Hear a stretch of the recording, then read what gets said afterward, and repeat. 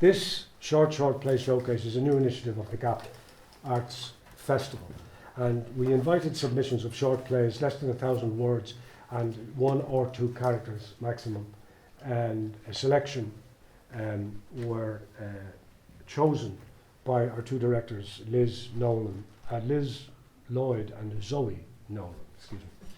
And so we've rehearsed them. We're going to give them rehearsed readings. Writing for the theatre is very particular. It's different to other kinds of writing in many ways. While plays can be read and appreciated as literature, they are meant by the writer.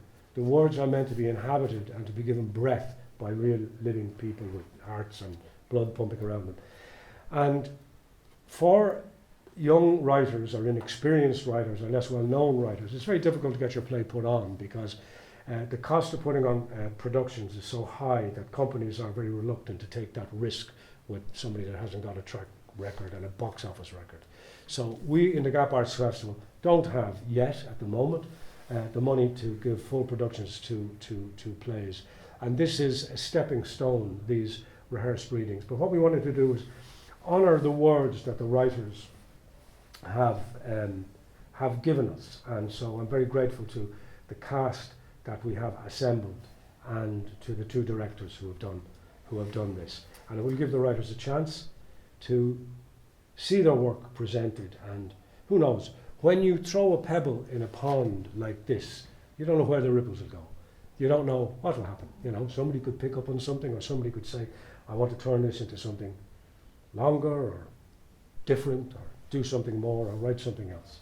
So I thank you all for coming. And with that, I'm going to tell them outside not to let anyone else in if they come, until we maybe have a little bit of a gap between pieces, so that we could accommodate it without too much bother. Right, I'm going to go up now, okay? Just put a head in and tell the actors to come by.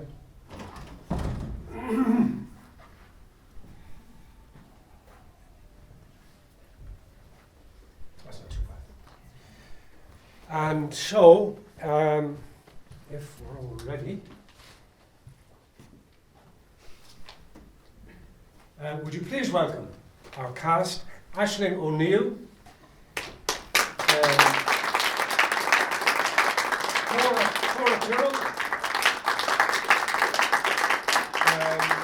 Jack Matthews, and Pat Nolan.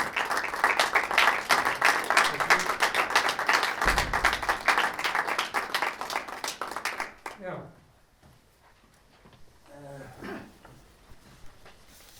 So, are we ready? Good.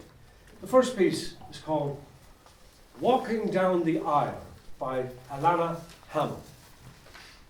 Jodie, 20s, a checkout girl in a supermarket. A friend of mine changes her mind the whole time. One week, she's a writer, publishing her debut novel under a well-established publishing press. The next minute, she's a spoken word poet, performing in avant-garde cafes with dark lighting, her performance met with plenty of clicks. Before I know it, she's suddenly a musician. In fact, she's in a band. Fat Elizabeth, I think they're called. Something ridiculous like that.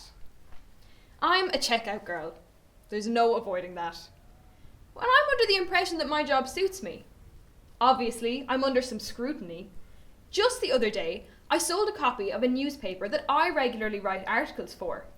The customer buying the yoke didn't believe me. You, she demanded. Well, I never.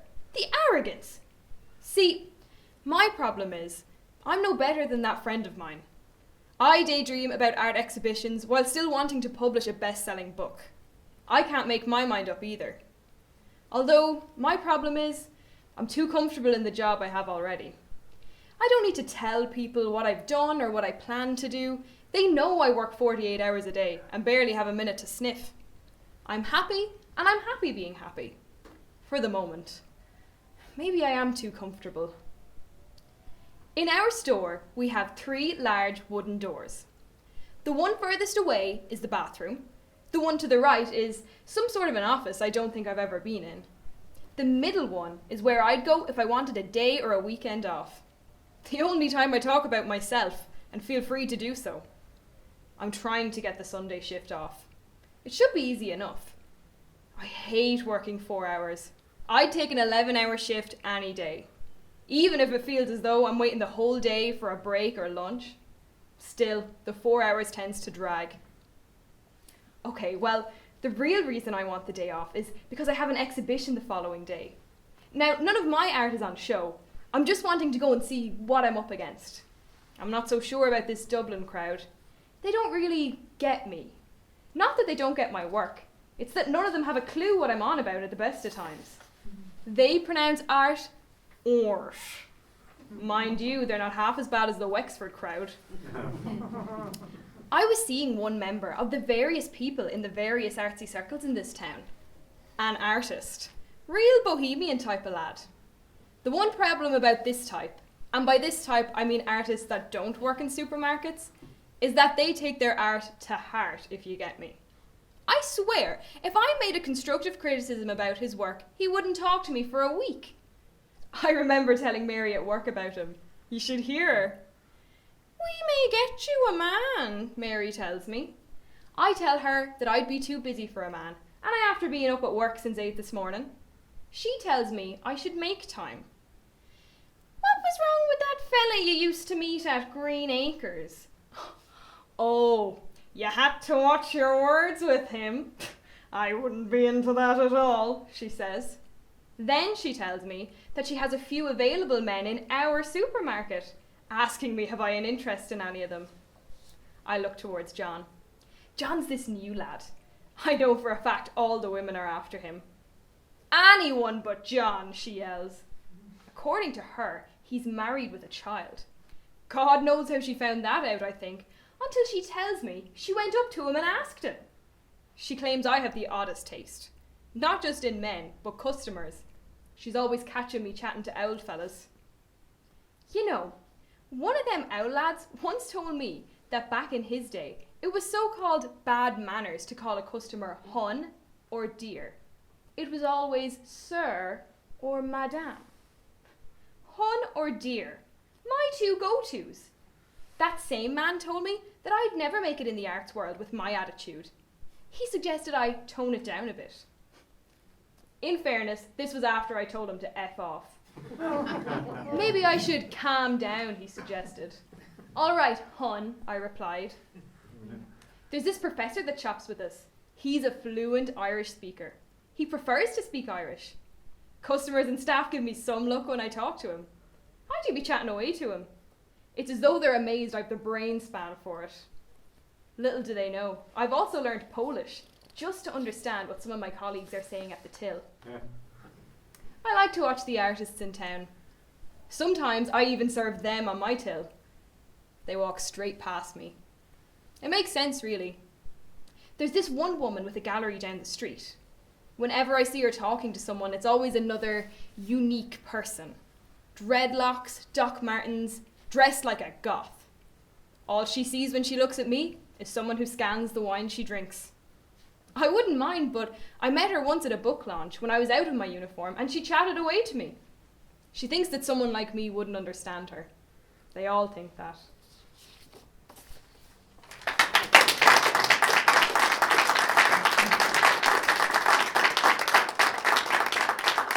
And next is The Real World by Niall McGrath. Two men sitting on a park bench looking at their phones. Do you think they're all scumbags? Who? The rich and powerful. What? You know, Epstein, Weinstein, Trump. Do you think the money and power makes them bad, or do you think they were bad to start with? What are you talking about? I'm wondering if money makes you bad, or if you need to be bad to make money. I'll tell you what you need to do. You need to find yourself a hobby. Bill Gates. What? Bill Gates. I suppose he's good, isn't he? Hasn't he a big charity to help people with? But then I read on Twitter that he was trying to make the poorer countries pay for COVID-19 vaccines, so he might be bad too. Listen, what the Jesus doesn't matter. You know, to you anyhow. Half an hour on Twitter and you think you're feckin' Aristotle or one of them boys. Would you ever relax and get back to the real world? Do you not think it's important? What's going on in the world?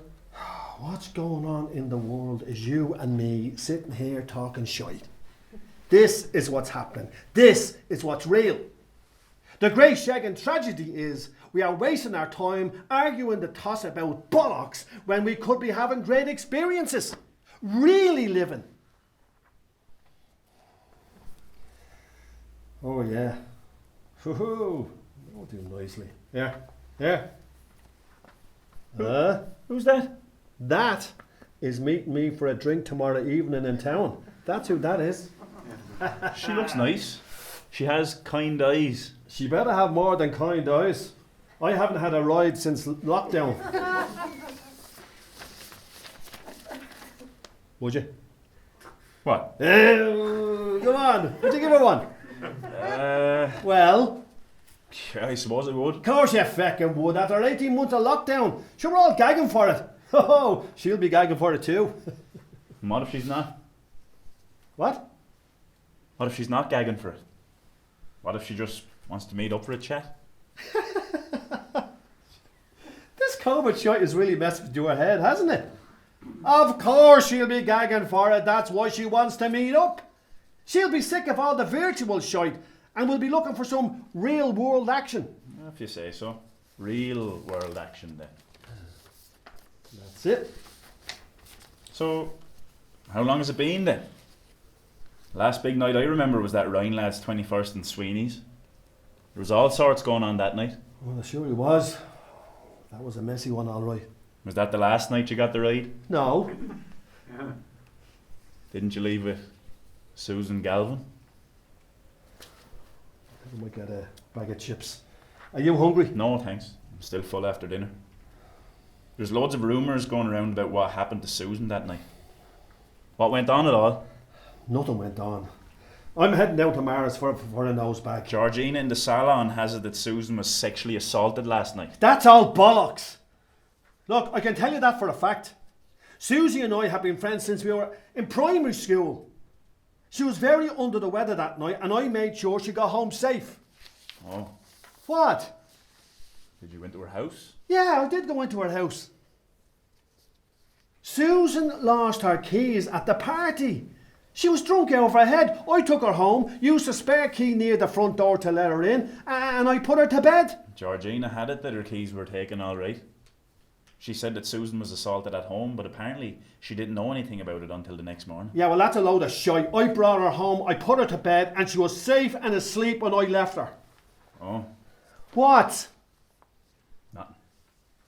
Look, I know there's gossip out there that I hurt Susan, but that's all lies. Look, I know I'm a bit of a boyo and all that, but me and Susan are mates since forever, and I would never...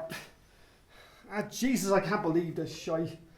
Why won't anyone believe me? It's okay, mate. I believe you. I know you're telling the truth. Really? Do you really believe me? I know you didn't hurt Susan. I didn't, I wouldn't. I know that's what they all think. If I knew Susan believed me, I wouldn't give a shite about the others. I won't be sticking around this town for much longer anyhow. Well, I don't know if it's philosophy or not, but I reckon there are only two types of people out there. Scumbags and people who live in the real world.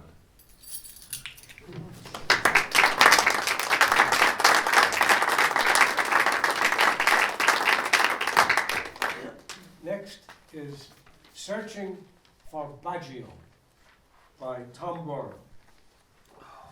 Leitrim, summer, a wood, nighttime. Jess and Jim, 40s. Where is it? Where the bloody hell is it? We're close, we have to be. You said it'd be a dawdle. That was before the batteries ran out of the torch. Have you got a match or something? Do you realise the enormous quantities of chemicals and energy used in the manufacturing process of matchsticks? What? Oh, don't be such a plonker, Tim. Right now is not the time for the high moral ground. We need to... Oh, Jesus. That's the dawn. We've been looking all night. Has it ever gone this long before? Maybe there was a fox. I said that before we set out, but of course I was completely dismissed. We haven't had a fox in ages. We have to find before Jasper wakes up. You've been literally saying that all night. Could it have gone to the sea? Not unless it cycled. Well, you're a barrel of laughs. Jasper needs it, Tim. It's the only comfort for him. Do you not think I understand that? I haven't been searching all night for a delinquent hen through woods and briars because we're stuck for eggs. She's not even a good layer. Look, think back to before we had Baggio. I know. The tantrums. The damage. The harm. Jess, I know. The complete bloody exhaustion. Well, Baggio changed all that. Jess, look, I know. He can't go back to all that. Baggio makes Jasper calm. It's the only thing. It's hope. Jess, if he's gone. No! Jess, if... No! He can't. He loves Baggio. Jess, we've looked all over, everywhere. We didn't look up near the Mulvannies. We did, Jess, at least twice. Down near the Bowery. We were there. I stuck my hand on the nettles, remember? Look, there's a lot more light now. Maybe we'll see better. Remember when we first named her? He loved that name. That word. Over and over. Baggio. Baggio. Baggio. He loved you saying it. He'd smile when you said it. He hadn't smiled for so long. Kept cuddling her. I'd never seen him so serene. The stupid doctors wouldn't buy it. Oh, they took some convincing, all right. That pompous Egypt over in the hospital. There's no scientific evidence that chickens can be of therapeutic value to children with your son's condition. Scientific evidence. I said I had the evidence of my own eyes, and I had the evidence of Jasper being at peace. For the first time in his 7 tortured years on this earth. Oh, and by the way, he's a hen, not a chicken. Oh, and then there was that other genius, you know, in that private place. That cost us a fortune. He was more concerned about diseases from animal droppings. He wasn't expecting me to call him out. That's shite! He bloody laughed when I said that. But I meant it. I didn't even know I was doing a pun. If the only shite you're concerned with is chicken shite, well then you haven't a clue. That's what drove us down here. And the rest. Even your brother Martin. Is your young fella still sniffing a rooster's arse? I mean, come on. That was Christmas, he had a few jars. What was his excuse the time he asked, had we introduced Jasper to tree hugging yet? They all drove us down here. Up to our oxters in renewable chicken shite. That wasn't such a bad thing. Until now. We'll get another hen. It won't be the same. You know it won't be the same. We have to try. We can't just let it be. I know. Look, the school will be open again in a few weeks. Sure, Jasper will get back into his routine. Lockdown has changed everything. It's given him a new routine. How's he going to go back to his old one, huh? This COVID has been a nightmare from start to finish. Now we go and lose the one stupid thing that gives him contentment. We didn't lose it, Jess. We are allegedly the responsible adults, self-sufficient in every way.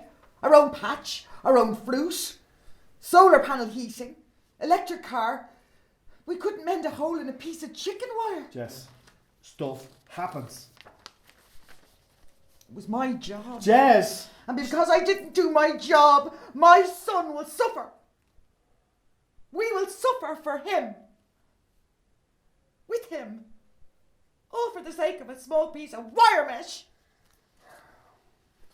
One of us needs to get back. I'll search again. Tim, we can't be deprived of hope. That just can't happen.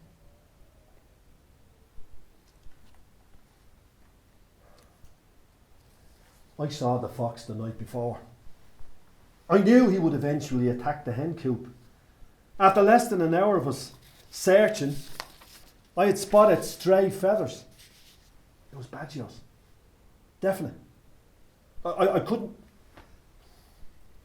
Jess had always put Badgio in the small dog box in Jasper's room. Always. Jasper loved that. Waking up with Badgio around. Yet last night she put him out in the coop. I knew there was a gap in the fence. I had wanted the fox to kill.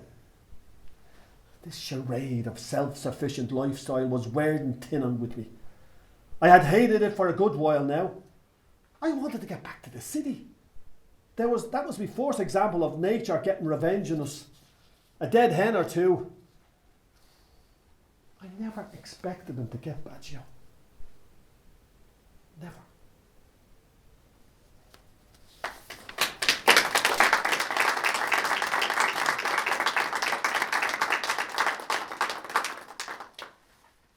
And now, 2 coffees and a fairy cake by Carol Boland.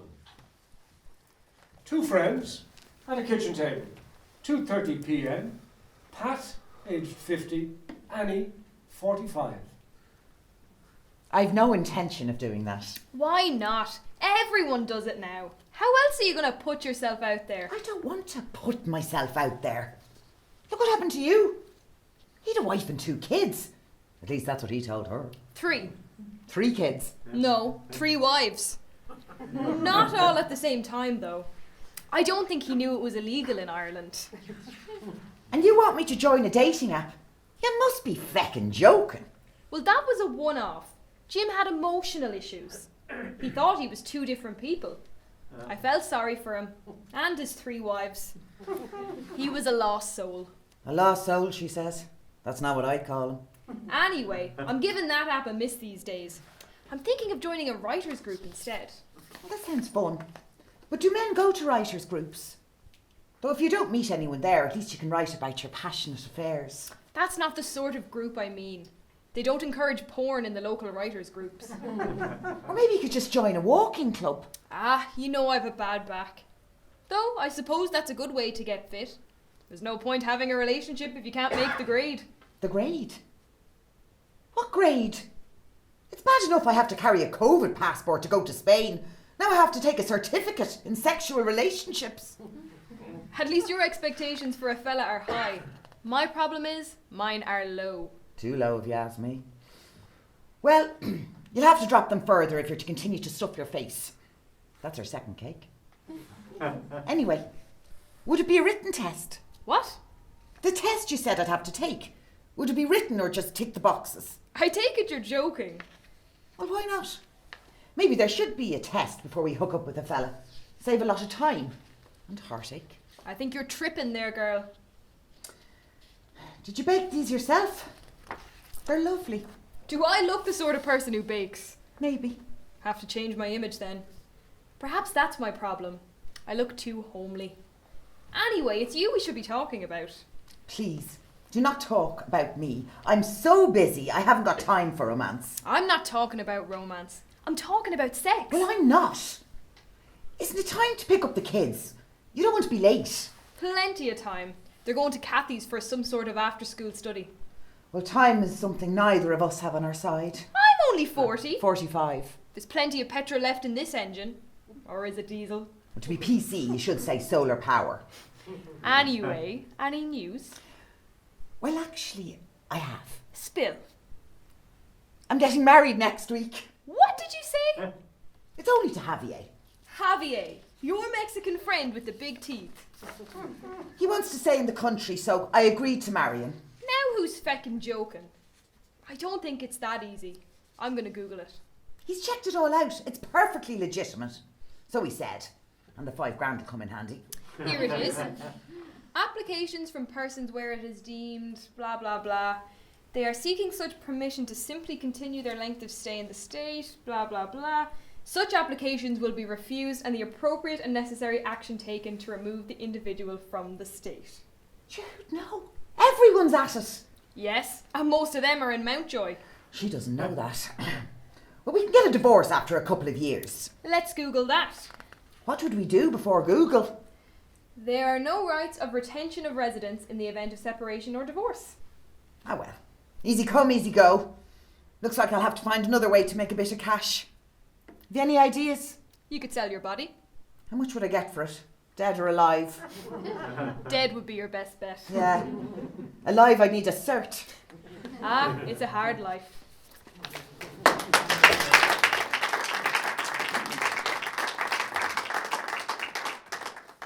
Next, the Galley Table is for eating and sharing by Kevin Page.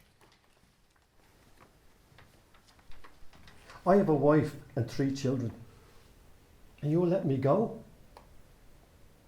As a boy of 12, I was neither small nor big. I'd accept plump, but I wasn't fat. I'd accept the label of raving coward, but no one knew that except myself. In primary school, fatty was a label that invited all the bullies to the party.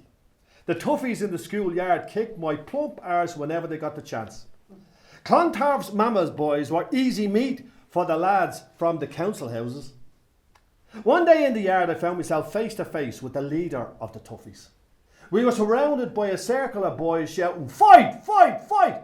I was in for it. My knees were weak, the tears were close. Surrounded by half the schoolyard, I couldn't run. I was trapped, I was bricking it.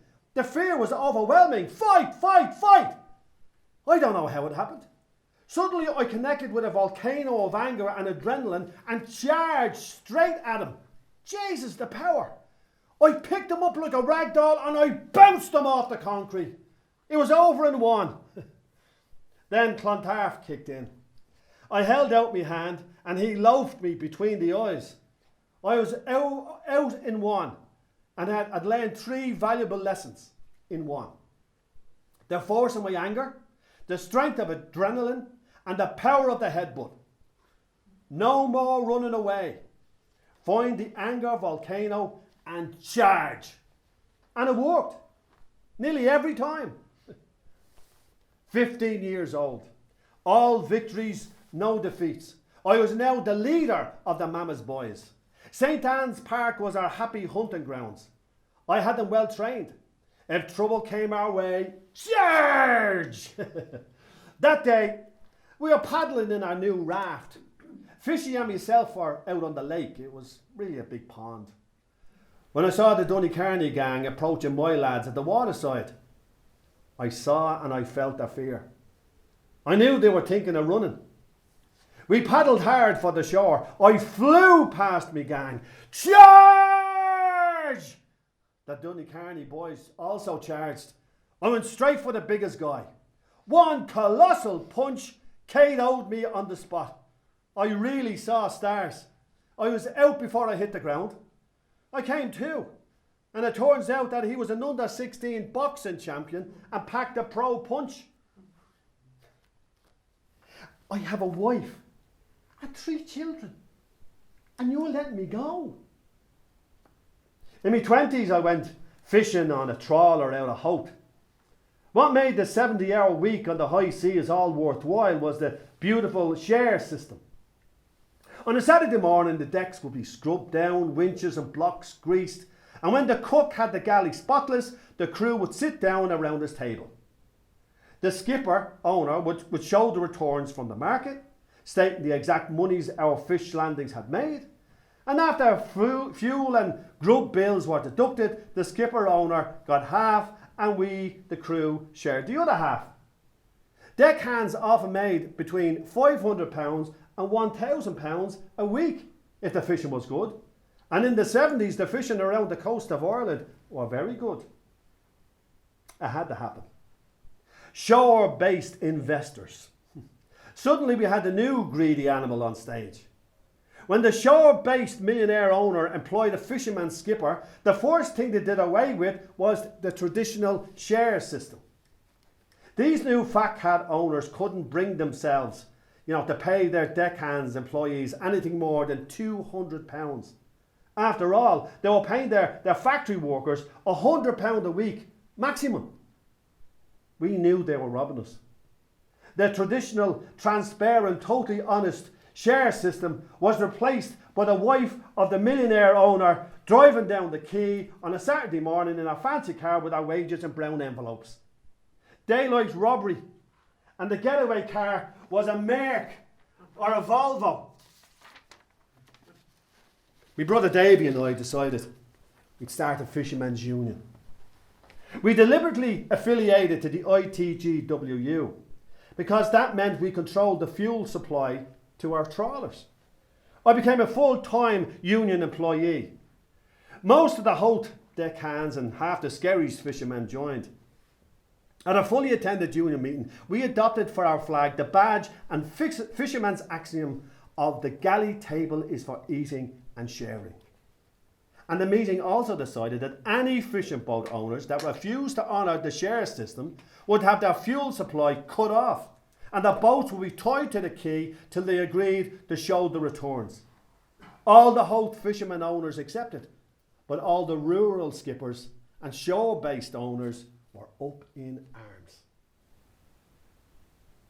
I have a wife and 3 kids, and you're letting me go? An owner from Skerries defied the union and refused to return to the share system.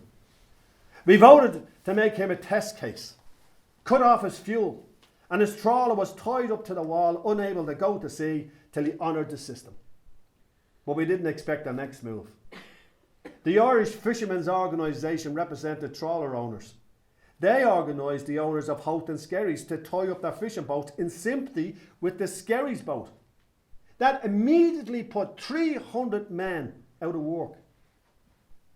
After about 2 months of no money coming in, my members started to drift back. The union was busted. The fuel was returned to the Skerries trawler, provided no deckhands lost their jobs. After that, no owner would employ me as a fisherman. And now with a wife and 3 kids, they're letting me go. What fucking union represents fucked over union employees? But the charge didn't work. The pro punch had got me again. This time we were all KO'd. My wife and young family were with me on the ground.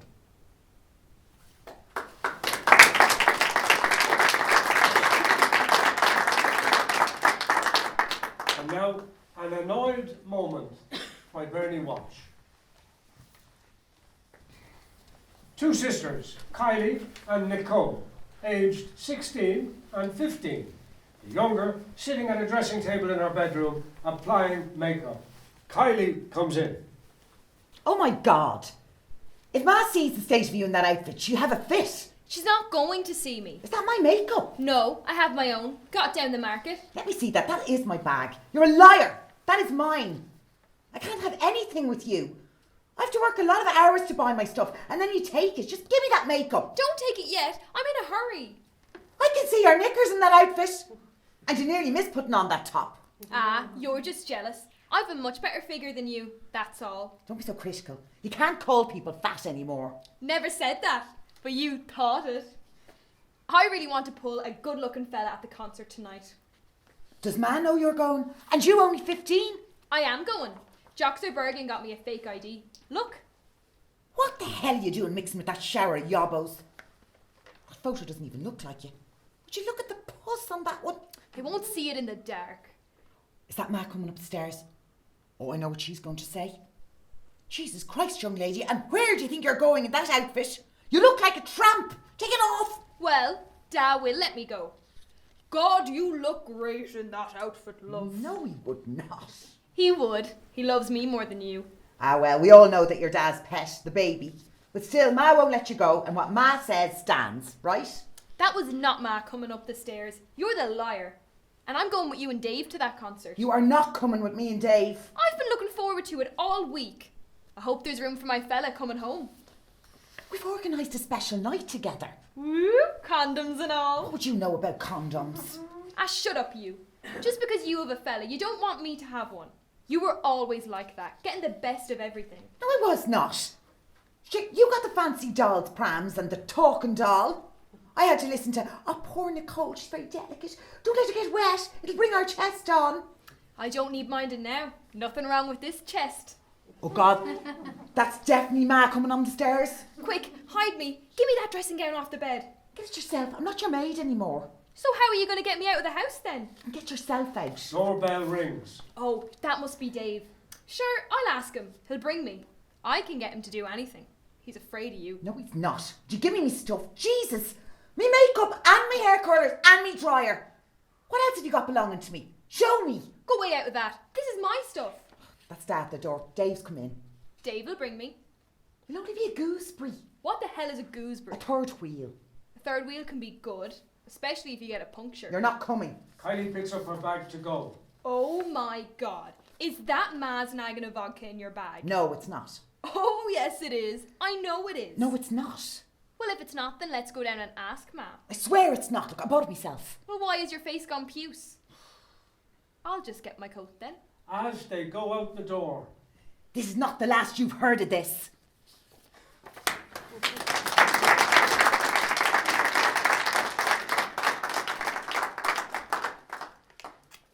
And next, Fish, Fry or Salad by Henry Hudson.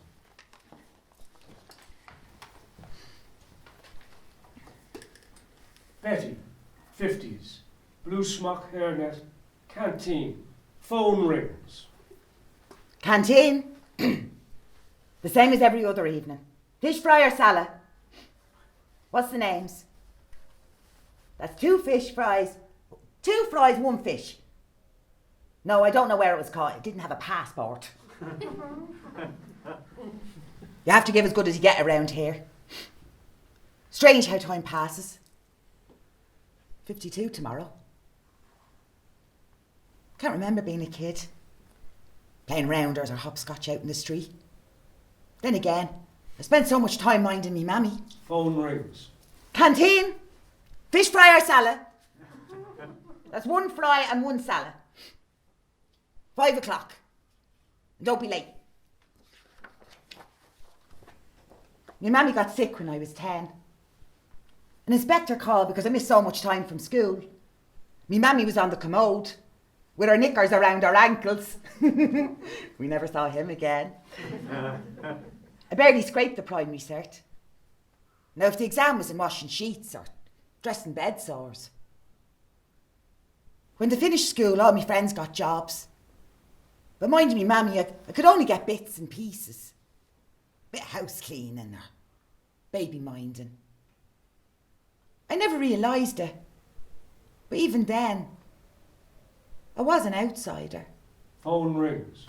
Canteen, fish fry or salad? Chicken salad? Yeah.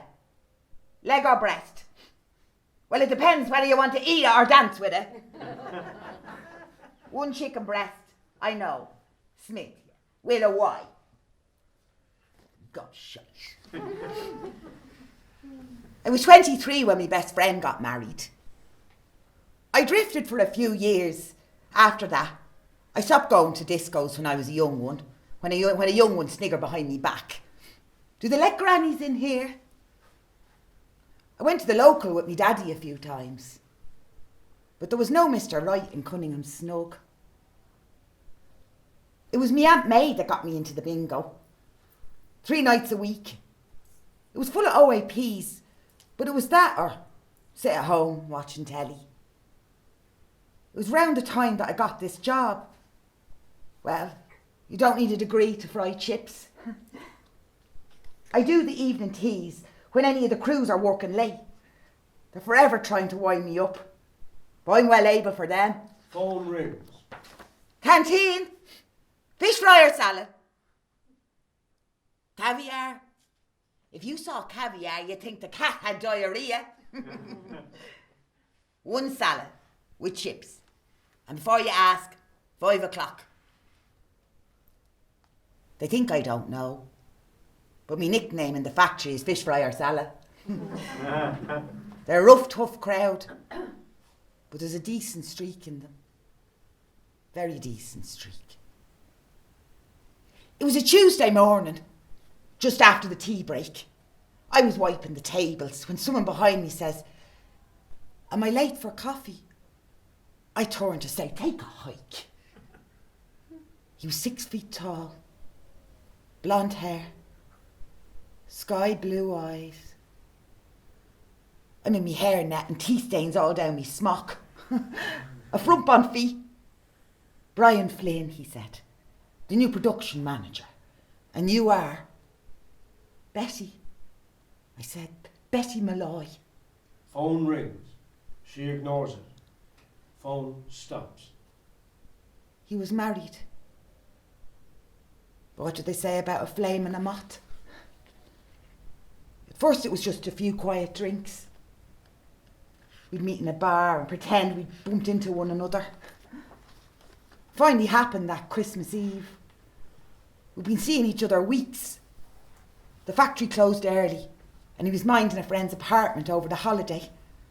So we went there. He knew the minute he... "Jesus," he said, "is this your first time?" 40-year-old virgin. How sad is that? Phone rings. Go away. Phone stops.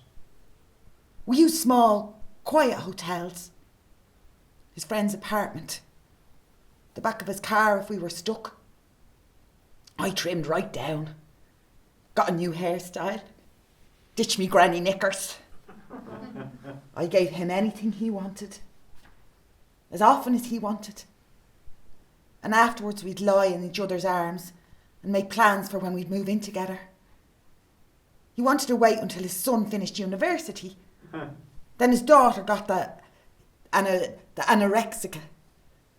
And so he had to put things off again. Phone rings. "Canteen? Fish fry or salad? Ethnic options. How about roast dog's arse with wonton noodles?" Right, then a fry it is. It all fell asunder early one morning. I was just heading out to work when Billy Merrigan arrived. He's a security man in the factory. He said we needed to talk. So I invited him in. "It's better you hear this in private," he said, "rather than in the job." "Hear what?" I said. Then he told me that Brian had been killed in a car crash. I felt as if I'd been shot. I wanted to scream. To tear me heart out. But then, like a light coming on, I realised. "Billy," I said, "why did you come to tell me? Did you know about me and Brian?" "To tell you the truth, Betty," he said, "the whole factory knows. We've known since day one. But it was your business. And that's the way it'll stay. Like I said, they're a rough, tough crowd. But there's a decent streak in them." I was stunned when Brian's wife rang a few weeks later. She'd gone to a lot of trouble to get my number. She was very nice. Asked if I was okay. Said she knew that Brian was cheating because he'd done it twice before. Promised the women the earth. No intention of delivering. And as we talked, I wondered if those women were just like me. Cinderellas in tea-stained smocks. Waiting a lifetime for a fairy tale to begin. Phone rings. "Canteen? Fish fry or salad?"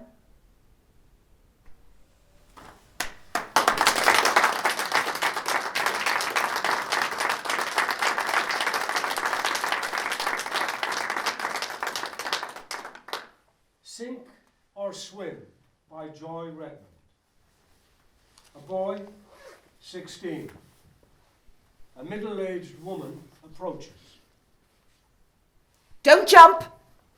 Don't jump!" That was the first thing she ever said to me. She had to say it a second time because I was so monged out of it. She didn't know that I was going to jump. He looked like a peer jumper.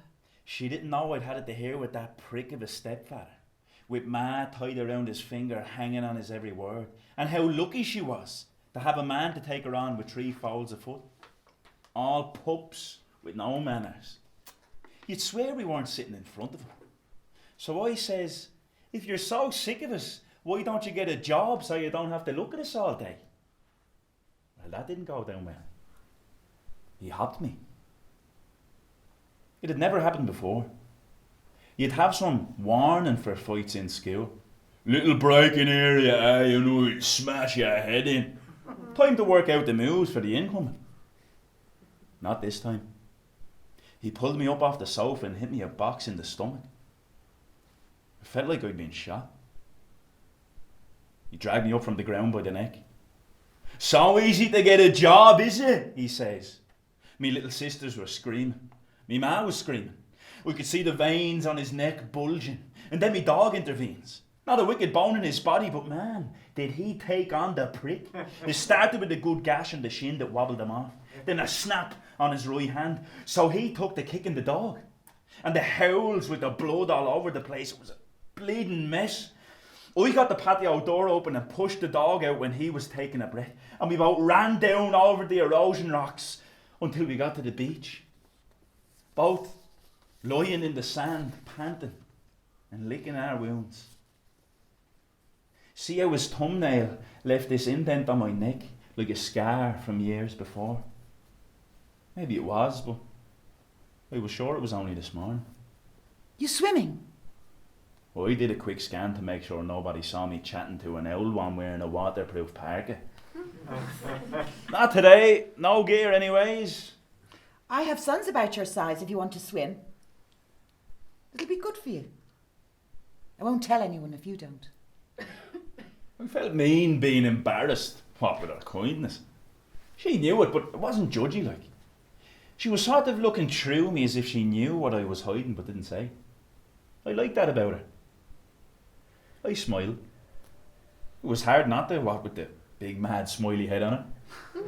Well, now or never. I heard myself say, now.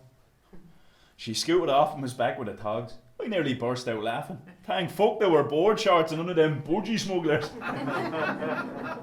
I climbed down the ladder to give him some privacy.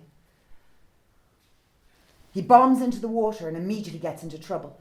The water was bleeding Baltic. I thought my heart was going to stop. You never told me you couldn't fucking swim. She's not so bleeding charming now. I put my hand under him to keep him afloat. I can't so fucking swim. I just got a shock is all. Apologies for my language. My life-saving skills are a little rusty. It was the first time an adult had ever apologised to me. It didn't sit right. How far can you swim? Back to the ladder. To the village. She points to a dot in the distance. I nearly choked. I couldn't swim that far in a million years. Not today. So, my stepfather was all suspicious of a posh old tart being bothered with the likes of me. He didn't get that it's only about swimming with her and doing more than you could think. He'd never understand any of that sitting on his hole all day giving out. Then he declares, all swimmers are paedophiles. There was a court case, and it's a fact. All. Every adult in the world that swims, I said to him, trying not to laugh. So he conceded it was only the ones that train kids, and how they get up to all sorts in the dressing rooms. Bleeding disgusting, he said. As disgusting as putting out fags on your wife's arm, or beating the shite out of your stepchildren. That disgusting, I wanted to say. But only managed. Sure, I'm only a child. So he pipes in. You're a child when you're under my roof, or has she been telling you you're legally old enough? Badgering me, which is ridiculous considering half me friends have kids. He kept saying stuff like, there's something not right with old ones hanging around with youngsters, it's just off. And I wanted to point out that thousands of adults given their time. Who did he think trained the footy? Or the GAA, the bleeding lamp? So he said he was going to have words with her. I don't like it, son, he said, leaning his weight heavily on my shoulder. I hate it when he calls me son. Even more than when he hits me. I'll race you to the village. Last back pays for coffee.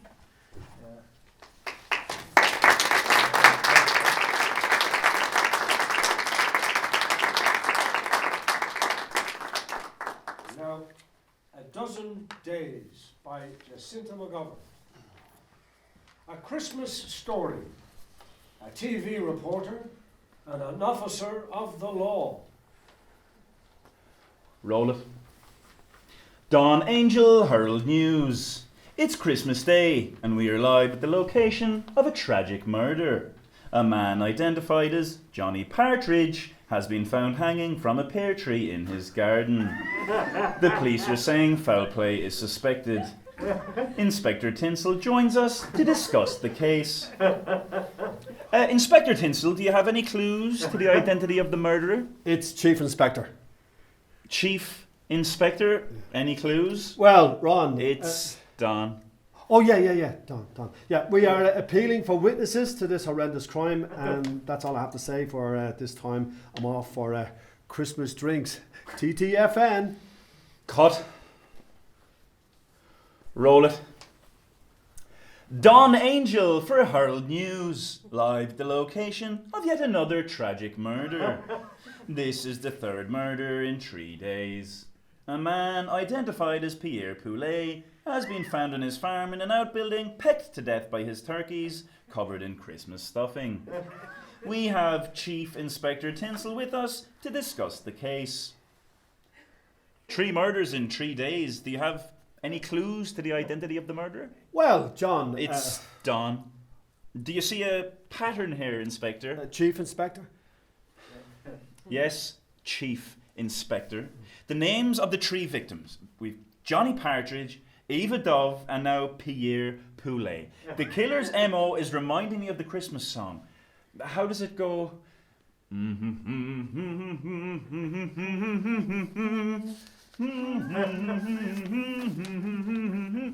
The media are calling him the Chris Kindle Killer. Any comments? Well, Con. Don. Oh, sorry. Yeah, we have had 3 murders in 3 days, and if it's connected to the 12 Days of Christmas song, well, we can expect another 7. Don't you mean 9? Oh, yes, 9. Well, that is what I said. No further comment. Cut. Roll it. Dawn Angel for Herald News. Live at the location of yet another murder. This is the 5th murder in 5 days. A woman identified as Rose Gold has been found strangled by a Christmas stocking in her kitchen. Once again, we have Chief Inspector Tinsel with us to discuss the case. Chief Inspector Tinsel, 5 murders in 5 days. Do you have any clues to the identity of the murderer? Well, Don. It's Ron. Oh, no, it is Don.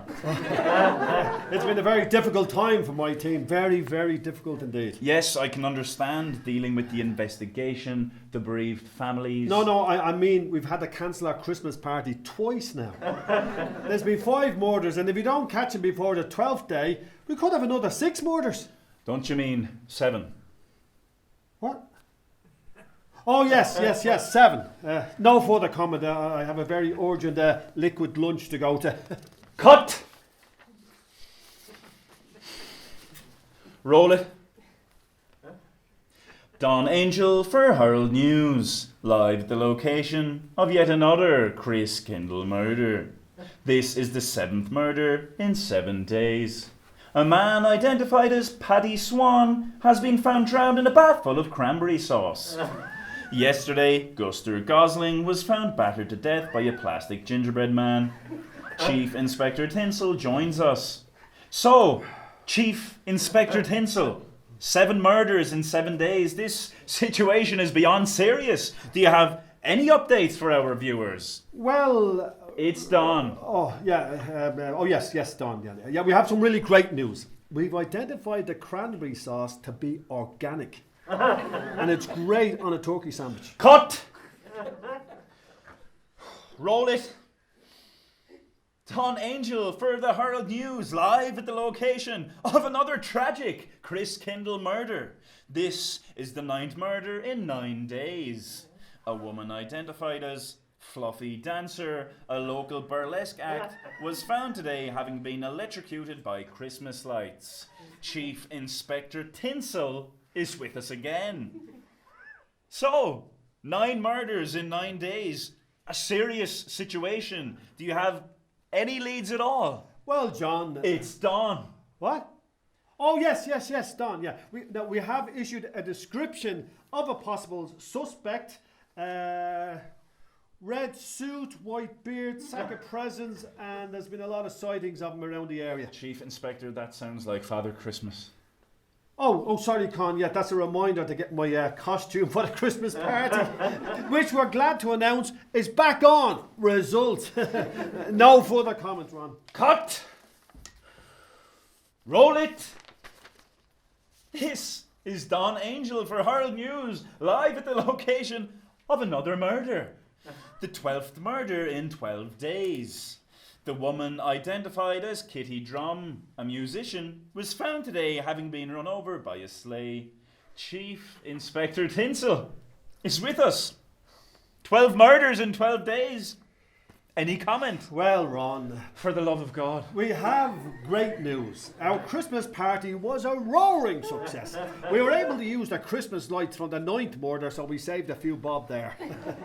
Cut.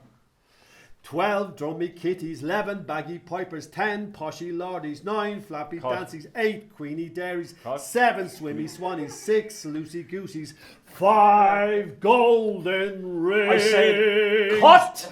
4 singy Can we- boardies, 3 French hennies, 2 lovey doveys, and a Johnny in a pair. Cut. 3 Cut. For the love of God! Cut! Roll it. An arrest has been made in connection with the murder of Chief Inspector Tinsel. He was battered to death after our last broadcast with a non-shedding Christmas tree. I am being moved to a secure facility for my own safety after a mob of angry vegans mounted a campaign for cruelty inflicted on said tree. The special branch is investigating. This is Don Angel for Herald News.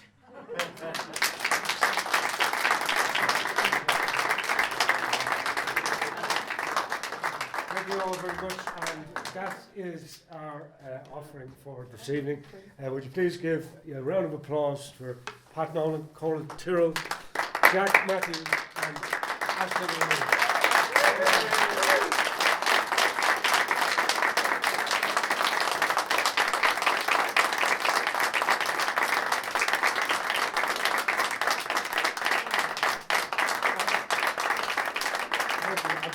Before you go, I was saying how important it is for a writer to see and hear their works given breadth by actors and embodied in front of you by actors. But one thing that I didn't mention was the last vital part of the equation is you.